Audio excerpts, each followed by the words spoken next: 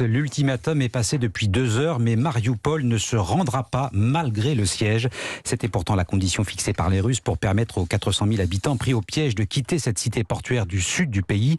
Cette ville, dont les autorités disent qu'elle a été pratiquement rasée à 80%, est à la fois le symbole et le martyr de cette guerre.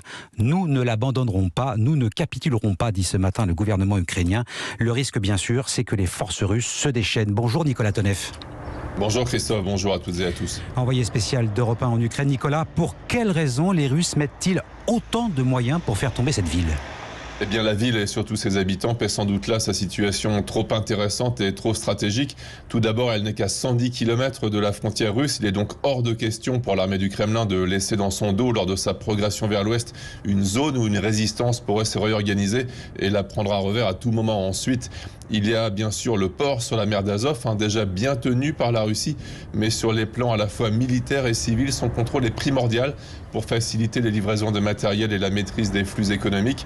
Enfin, il y a clairement l'aspect exemple destiné au reste de la population ukrainienne qui serait tentée de résister à tout prix. La faim, la soif, les bombardements sur les écoles, les hôpitaux, sur les refuges également. Les images de Marioupol marquent très fortement les esprits dans le pays. La Marioupol bombardée, c'est le cas aussi d'autres grandes cités du pays, notamment la capitale Kiev. Un centre commercial a été frappé à l'ouest de Kiev la journée d'hier.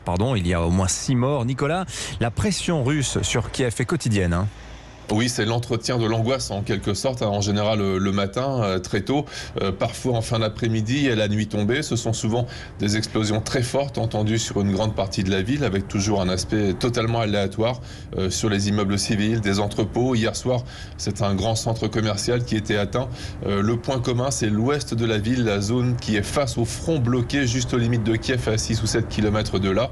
Et le bilan commence à être lourd dans la capitale. Plus de 900 blessés depuis le début de la guerre, plus de 60 morts civiles et des bâtiments détruits par dizaines. Nicolas Tonev, envoyé spécial d'Europe 1 en direct de Kiev. Ces images, ces scènes de désolation se répètent dans la plupart des grandes villes assiégées. Le maire de Tcherniv parle lui aussi de catastrophe humanitaire en cours. Les infrastructures ont été totalement détruites. Pas d'eau, pas de chauffage, pas d'électricité, alors que les températures frôlent les 0 degrés la nuit.